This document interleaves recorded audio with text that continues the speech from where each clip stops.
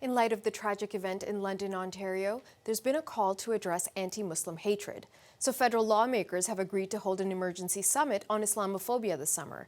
But some find the term Islamophobia either incomplete or even problematic. So to clarify this point, we've invited Kaveh Shahrooz. He's a lawyer and senior fellow at the Macdonald-Laurier Institute, and he's joining us from Toronto. Kaveh, thank you so much for joining us. Pleasure to be with you, Natasha.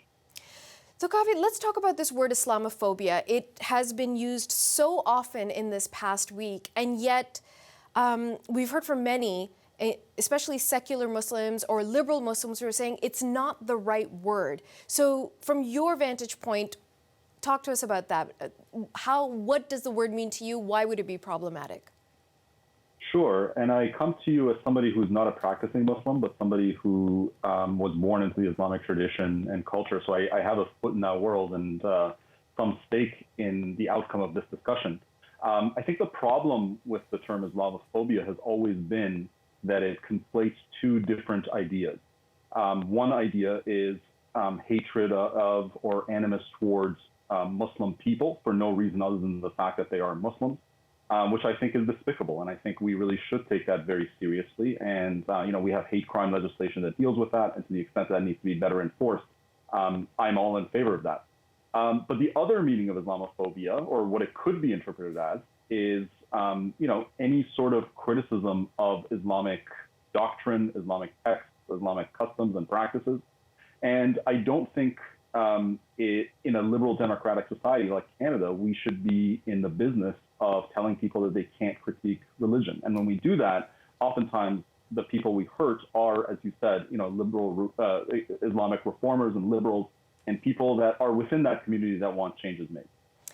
So the pushback to that we've heard is that the terms are actually between anti-Muslim hatred and Islamophobia is that they're interchangeable. And essentially what you're talking about is not hurting or insulting people. So why do we need to have permission to critique Islam or insult Islam? Well, because Islam is not a race, it's not an ethnicity. Islam is a religion, it's a set of ideas and practices. And again, in a liberal democratic society, people have to be able to critique ideas. I can critique scientific ideas, I can critique politicians, and similarly, I should be able to critique any sort of religious idea out there. And the fact that that might hurt somebody's feelings, that's very unfortunate. And I don't think we should be deliberately hurting people's feelings. But hurt feelings is not really an area that the law should be designed for. So there's been a lot of discussion this week also about M103, which was the non-binding motion against Islamophobia, and you felt that that was problematic. So does it just come down to the fact that the term is problematic, or is the idea that a non-binding motion should not be in place? What's your concern there? Well, my concern was much of kind of what I voiced earlier. The entire motion centered on this concept of Islamophobia, but the drafters of the motion didn't actually define the key term, and I think that's a problem. I would be perfectly happy to support a motion that says, we should stand up, or the government should stand up against hatred directed at Muslim people. We should be protecting people. But if that Islamophobia concept extends over to ideas, then I don't think the government should be in that business. And you're always running the risk of capturing people that are speaking out against ideas. We don't want them to be called Islamophobic or for that debate to be shut down. What's your sense? When attacks like what we saw in London take place, or the attack that happened at the Quebec mosque a few years ago, is that Islamophobia? Is that someone attacking Islam, or is that someone who is demonstrating anti-Muslim hatred? It's a fine line. I think those people are deranged and evil individuals who primarily hate people because they are different than them. They hate Muslims because Muslims dress differently. They pray to a different God, have different customs, and that's obviously vile. This attack in London or the Quebec City shooting, these things have to be unequivocally denounced. They are evil, but at the same time, we don't want to overcorrect for this problem and begin to encroach on people's right to speech and people's right to critique the religion. And I'm not too concerned about the racists that can't criticize Islam. I'm actually much more concerned about people within the Muslim community, people that have critiques, people that, believe, whether right or wrong, that Islam is incompatible with human rights or gender equality and so on and so forth. Whether that opinion is correct or incorrect is not really the issue. They should have the right to say that without being captured by this concept of being Islamophobic. So the federal parliament is moving ahead with this emergency summit on Islamophobia. What do you think about that idea? Well, again, I wish they would better define the term. I think it's very good for people to come together and talk about, any obstacles or dangers that Muslim people may feel. Certainly the London example is a good one of the fact that, people do face prejudice and people do face dangers. That is something that ought to be dealt with. But again, I really would hope that our lawmakers and government officials would be very careful with their terms because it's a dangerous path that we could go down, and it really could interfere with some of our rights that are enshrined in the Charter.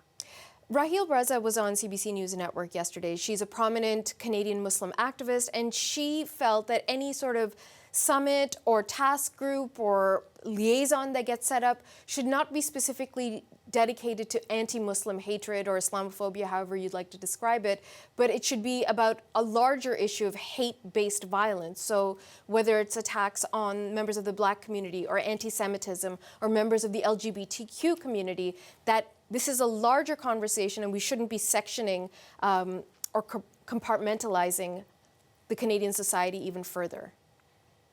So I have immense respect for Ms. Raza and the work that she does. On this, I would say I'm of a slightly different opinion. Certainly, it's important that we tackle hatred just as a general concept. But different communities face different threats.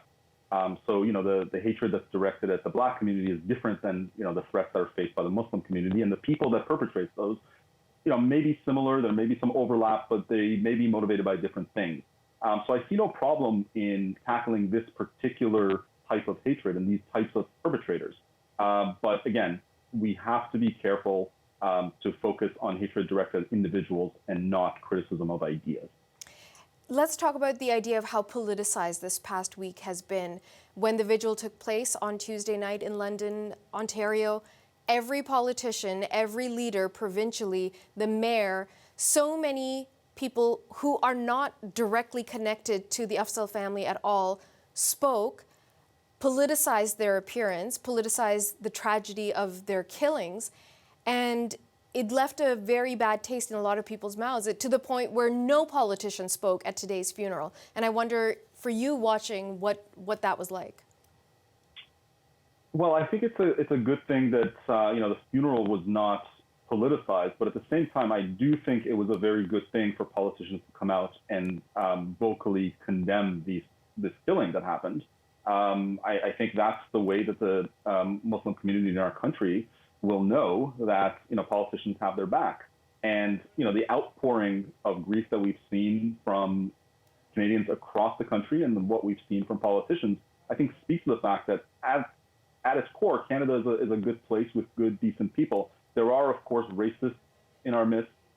We have to battle that, but by and large, people are good, and I'm glad that the politicians are taking it seriously. But at the same time, I think there are places and events that should be off limits to politics. I'm very happy that the funeral itself was not politicized. Okay. Kaveh, thank you so much for your time today. My pleasure. Thank you, Natasha. Kaveh Shahrooz is a lawyer and a senior fellow at the Macdonald-Laurier Institute, joining us from Toronto.